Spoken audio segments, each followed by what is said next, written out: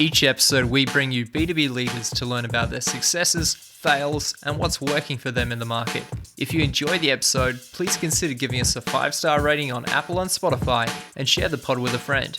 And of course, make sure to join our community Slack channel at growthcolony.org/Slack to connect with our members. This week, Shahin chats with Greg Nutter, founder of Soloquent Inc., about marketing in complex sales environments and what marketers should know from the sales side of the equation when approaching these complex environments. That's enough from me. Let's dive right into today's episode. Greg, thanks for joining us. Thanks, Shahin. Great to be with you.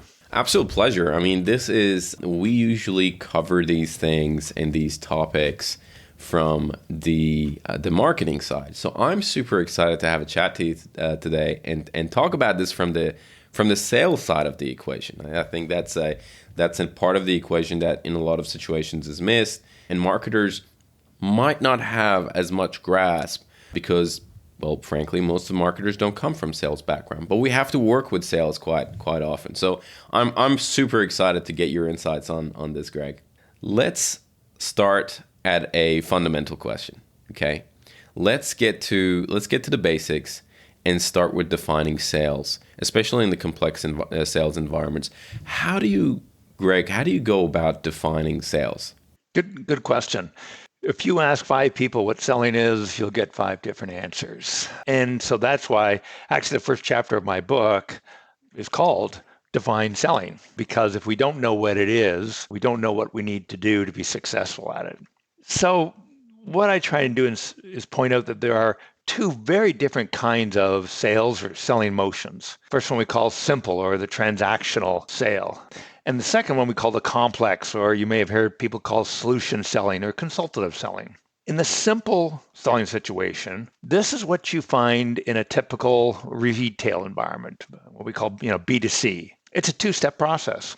You give information, and then you ask for the order. And I like to refer to this as clerking, because it's really more, how do you get somebody to the cash register and ring up the sale? This is a way of selling that we're really all very familiar with, because we encounter it almost every day of our life. The other side is what we call the complex sales situation, and it has 2 very different dimensions to it. The first one is when the linkage between our product or our product features and the benefits they provide isn't obvious. It isn't straightforward. And secondly, the buying decision process is complex. And when I say complex, it means there's a whole lot of people, there's a lot of different steps. It's not just linear. I talk to somebody, ask for the order, and I get the sale. So this complex sale is what we almost always find in a business-to-business situation, where selling is less about giving information and more about influencing perspectives or creating awareness. What I like to say is, in effect, creating light bulb moments. So just giving information is really poor at influencing perspectives because it doesn't cause people to do as much thinking. Got it. Yeah, that's interesting. And one of the things that I think becomes really also crucial, that information piece is that you brought up, is I feel like the job of providing the information to a great extent now lie in the complex sales environment, lies on the marketing side. And then sales is there to, as you said, is there to influence. Would you say that's correct? What are your thoughts on that?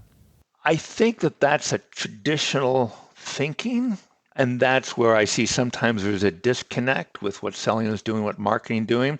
I think marketing has a role, and in fact, I'd say a very significant role in helping to create greater awareness and helping to influence perspectives and not just provide information. Got it.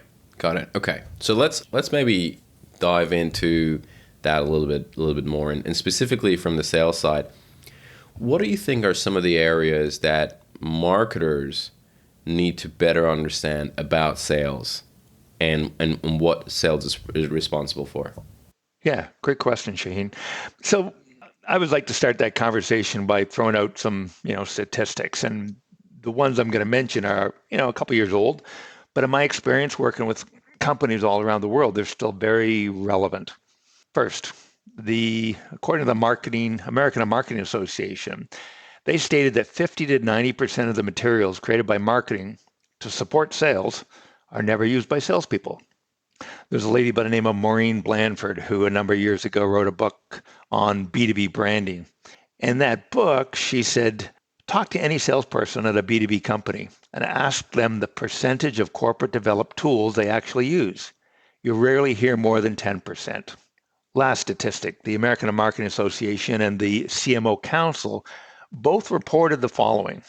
Salespeople are spending approximately 40% of their time preparing customer-facing deliverables while leveraging less than 50% of the materials created for them by marketing. In fact, in my early selling career, I did exactly the same thing. I spent a lot of my valuable selling time creating my own selling tools. And so if you look at back to, whether you're selling or marketing, the marketing can add a whole lot of value in helping salespeople have more time to actually sell. Now you can ask the question, well, why is this happening? Marketing that was where I was going. Marketing professionals aren't idiots, right? And they don't set out to create tools that are a limited value. So where's the disconnect? And I think you mentioned this, Shahin, when we first started, is that most people in marketing never had an opportunity to learn complex selling, B2B selling. They've not been in a sales position. And so when they develop programs and tools, they often rely on their own life experiences. And what we said earlier is most of those life experiences are consumer-oriented selling. And so that's why a lot of the tools end up being great for B2C or consumer selling and not so helpful in B2B selling. Right. Okay. And what do you think, Greg, is a great way for marketers to develop that understanding about sales, so that when they're working on sales enablement, creating assets for the sales team, that number goes up then higher than 50% to in the 80s and 90s hopefully. What do you think is some of the activities or exercises or things that marketers can do to kind of develop that understanding? Well, there's a couple things that I've seen. First is to do a deeper understanding of what the buying decision process is for their company's offerings. In my book, I talk about how there's 5 stages of both individuals and companies go through when, making an important buying decision. Very predictable, and everybody goes through them. When I detail those stages, I also point out, here's what the buyer is thinking and doing in each stage, and therefore, what are the key objectives of either marketing or sales to undertake if they want to move the deal forward at that stage. The key thing, I guess, which is really important, is that different stages of these 5 stages of decisions, doing the right thing helps move the deal forward. Doing the wrong thing can either cause a deal to stall or make you look stupid, neither of which is a good thing, right? So, for example, telling a prospect that your product is on sale this week when they haven't decided if they have a problem big enough to buy it is at best annoying. Telling them about a new feature or product release when they're in the final stages can either, put a deal on hold or, kill it entirely. So whether it's selling or marketing, the messaging and what the company does, either from marketing level or sales level, needs to be aligned to where the buyer is in their decision process, not to what the sales rep is doing. The second thing I highly recommend is being aware that the hardest part of B2B selling is the early stage. What we call prospecting, what marketers call, demand generation or lead generation. This is where a prospect decides whether or not they have a problem or opportunity that, your company can solve, and whether or not they should spend any more time with you. So here in this early stage, it's about suggesting problems and opportunities and why they're important to deal with. Many marketers create, in my experience, too many product-oriented tools, programs, and promotions that do not fit in the early stage. Product discussions in the early stage are not very effective unless somebody's already decided that that's what they want to buy. So I always encourage marketers to have a look at their programs and their tools and ask themselves, what percentage of these are really product feature company oriented, right? Which they work well in a clerking environment, but they don't work well in a B2B. And if there's a lot of them, to think through how they can develop more that are problem or opportunity oriented to help sales reps be more successful in those early stage. Lastly, I think it's important for marketers to spend some time evaluating their sales reps' performance by looking at their pipelines. If you look at the various stages in a sales pipeline, often you'll see clusters of opportunities or gaps. So maybe there's gaps in early stage or there's clusters in the mid stage. And they can ask themselves, well, what kind of tool or program or asset can we develop to help all our sales reps be more effective at moving customers or prospects from that stage to the follow-on stage, right? And so, helping the sales reps be more effective by having the right tool and using the right tool at the right place. Got it. I mean, that last one is that those are the three that I have, understanding where the buyer is, and then second one is thinking about the fact that the hardest part is the earliest part of the sales, where we're going to really educate on the problem statement and they're deciding whether they have the problem or they want to spend time with you. And then the third one was evaluating the sales pipeline. Are those the three areas? Did I get them right? Yeah, absolutely. Okay. That last one is interesting. I wonder if you're able to give an example or elaborate a little bit further on kind of finding the gaps and opportunities, and if there any particular examples that you can think of or anything that could shed a little bit more light on that. So, we already talked about early stage, prospecting stage. That's the worst stage to talk about product, because all you're going to get is somebody who already understands that they need it and want it, and they're just looking for a price. If you look at the 5 stages, the various stages people go through, they start with, we call need awareness, and then they go through an information search, and then they go through something we call evaluation of alternatives, and then they go through a process of making that final purchase decision. So each of those stages, buyers have certain things that they're trying to do. So let's take the second from last, the evaluation of alternatives or options stage. Here's where some really valuable tools on how to make a good product selection decision. What should be, the criteria that you should use. Now, you need it to be fairly, company agnostic, not look too obviously slanted in your direction. But if you could give reps a tool that could help them walk through a very logical process, and certainly there will be some that's slanted in your favor, to help companies develop that criteria. If you look at the information search stage, people need to look at a lot of different options or several different options before they feel comfortable making a final decision. If you hurry somebody through that stage, they get afraid in the final steps. They say, oh, maybe I haven't looked at all the options. So they pull back. So it's important that they go through that stage, and it's really important that you help them through that stage. So providing them, once they're in that stage, with a list of resources, maybe analyst recommendations, peer reviews, maybe even some case studies, depending on how they're written, at that stage is very valuable. But providing that kind of stuff later on is not that valuable. So knowing where a client is, and then providing them the right tools, the right information to create those perspectives and create awareness around, the right way to solve a problem, whatever, is really a valuable thing that marketing people can provide. Got it. I love that example. Thank you so much for that.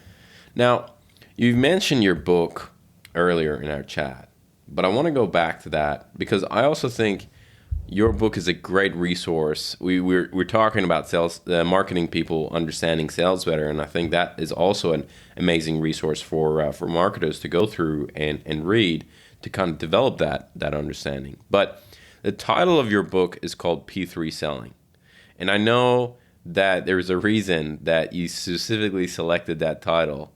Can you explain how you came up with that title? Sure. Great question. I've been stewing over it for a number of years. My goal was to give people, originally just brand new salespeople out of school, a simple framework that they could use, they could think through every day. What do I need to focus on?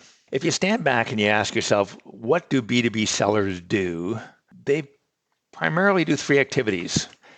They understand, they influence, and they message. So if I say that to you or another marketer, say, okay, well, that's great, Greg, but what is it that they understand influence and message about? Well, there's three areas, and they just all happen to start with the letter P, hence the title P3 Selling. Those three areas where you focus on are customers' problems, the people within your customer organization who are impacted by those problems, and the decision processes or the buying processes that they use to decide whether it's going to be your product, somebody else's product, or no product at all. So for problems, we want to understand, influence, and message around problems that we can address, the importance of addressing them, and the impact if they don't address them. For people, we want to understand and influence and message to all those impacted by the problems and why it's important to address. And we also understand the perspectives that they might have on different ways to solve them. And lastly, we talked about decision processes, which we need to understand, influence, and message around what's the best way to make a decision. Well, how can we help them do it more easily and effective? So the whole idea is you want to understand, influence, and message around three areas: customers' problems, customers' people, and customers' buying processes. And that's the essence, is the framework of the selling process. I love that. I love that. And that's really cool, because I feel like that is also that could be also a framework used by marketers, looking at it from a different lens, but still marketers need to understand the problems, need to understand the people that they're going after and marketing to, and need to understand, maybe to a lesser degree, the process, but still it's important to have an understanding of the process. But again, they need to think about, do we understand these?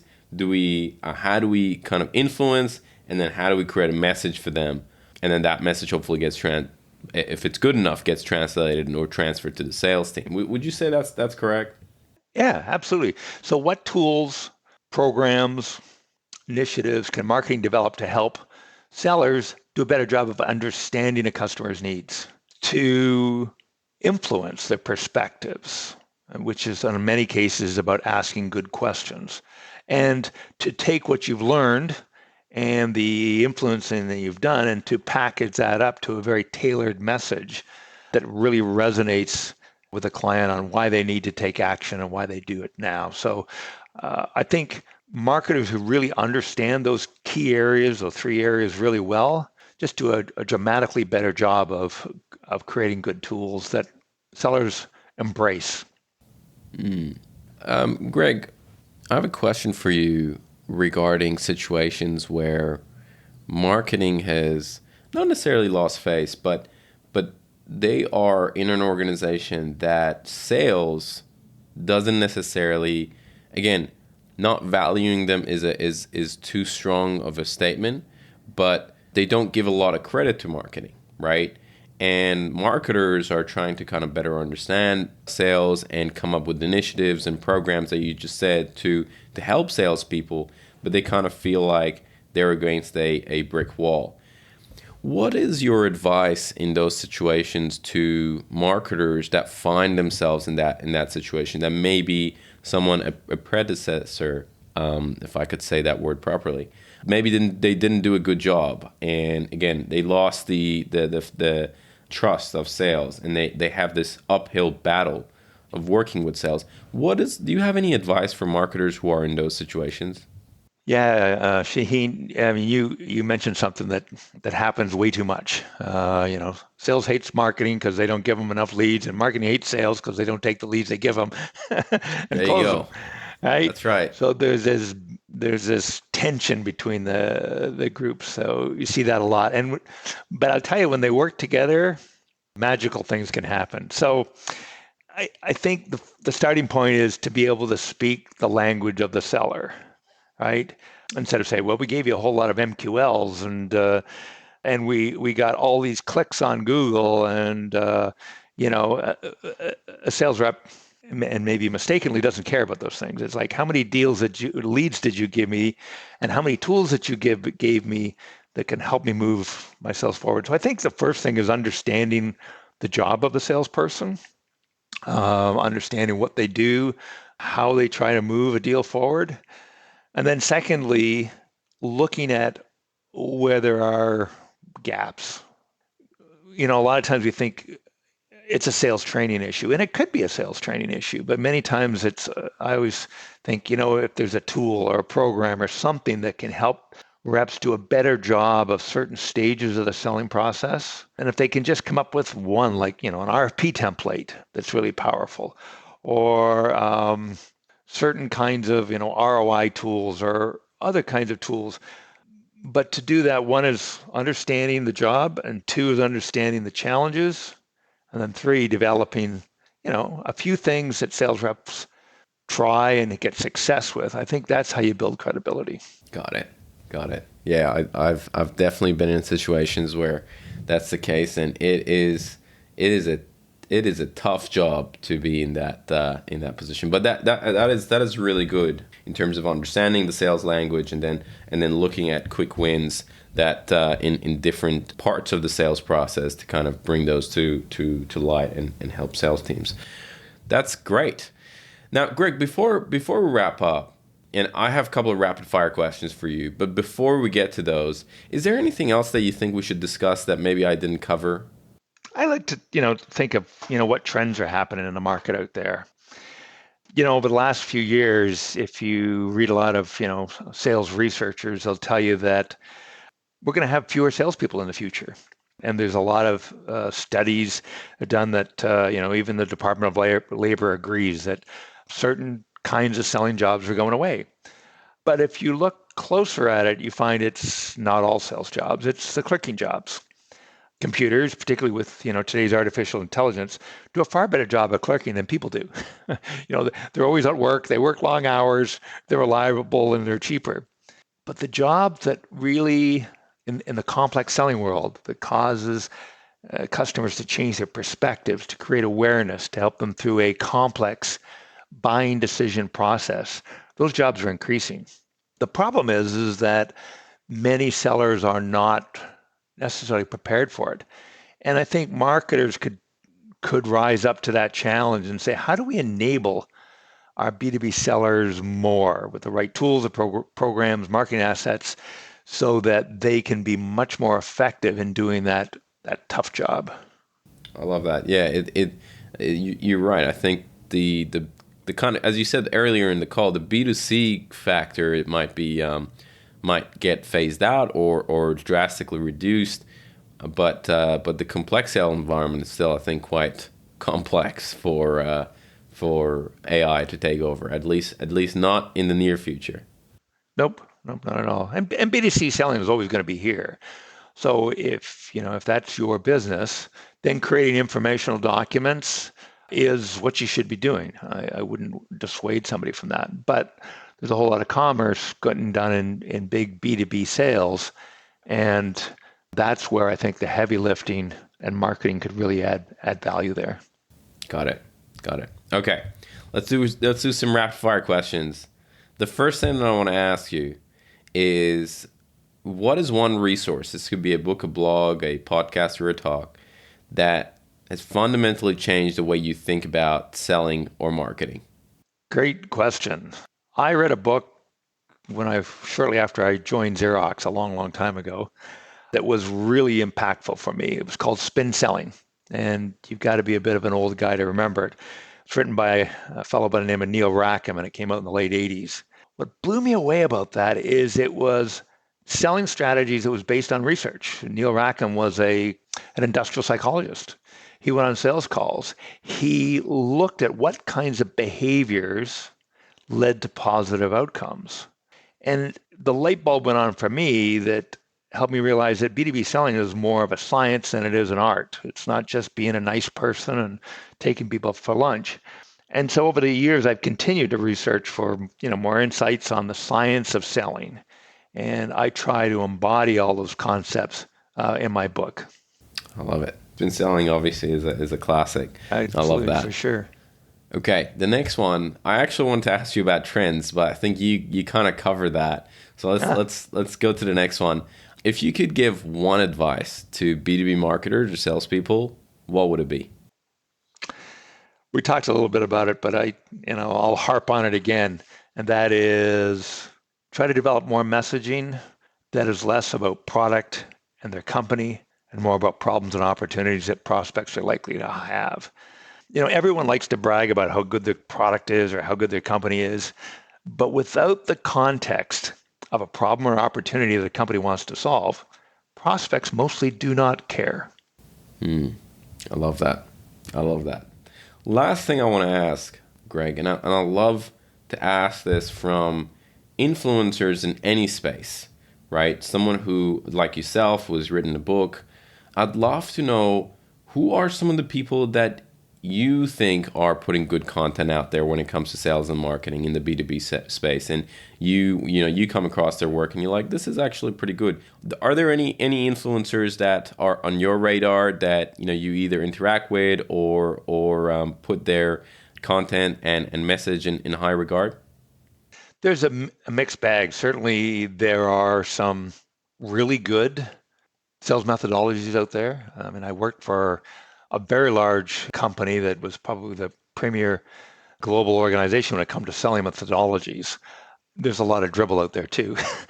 Yes, exactly. That's why I'm asking. Yeah. Yeah, but the challenge with some of the really good methodologies are twofold.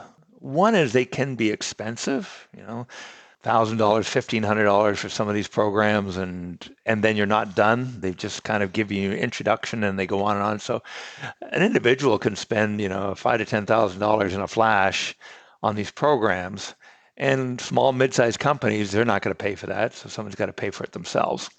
But the biggest problem is this one word: adoption. I had a really good review on Amazon by a guy who used to head up the sales training group globally for Hewlett Packard. And he's now moved and he works for Accenture, on developing sales training programs for their clients. And what he wrote was that too many of these sales methodologies are complex. They've got, funky terminology, and no one uses them. So while the really high performers get their head around them, use them, and are successful with them, the middle and lower tier salespeople forget them and going back to just talking about product. So that's the challenge I was trying to address, is that the really good programs are tuned for the small number of high performers. And in this day and age, if you've got a couple high performers on your team, you're lucky, but you're not going to have a full team of high performers. So you need something to get the average performer to be successful. Yeah, absolutely. No, I love that. I love that. Greg, this has been an awesome conversation. I very much enjoyed our chat, and there's been a lot of great points that you've brought up, and I think a lot of our listeners will be taking note and enjoying these golden nuggets. So thanks so much for coming on the podcast. Thanks, Shahin. Enjoyed being here. This episode of Growth Colony was produced by Alexander Hipwell. It was edited by Dave Samito, with additional editing and music arrangement also by Alexander Hipwell. Special thanks to Tina Wabe and Rod Hoda. We couldn't make this show without you. The show is hosted by Shahin Hoda. If you enjoyed the episode, subscribe wherever you get your podcasts and leave a 5-star rating on Apple or Spotify. And maybe even share the pod with a friend if you loved it that much. Thanks again for all the support, and looking forward to seeing you again in the next one.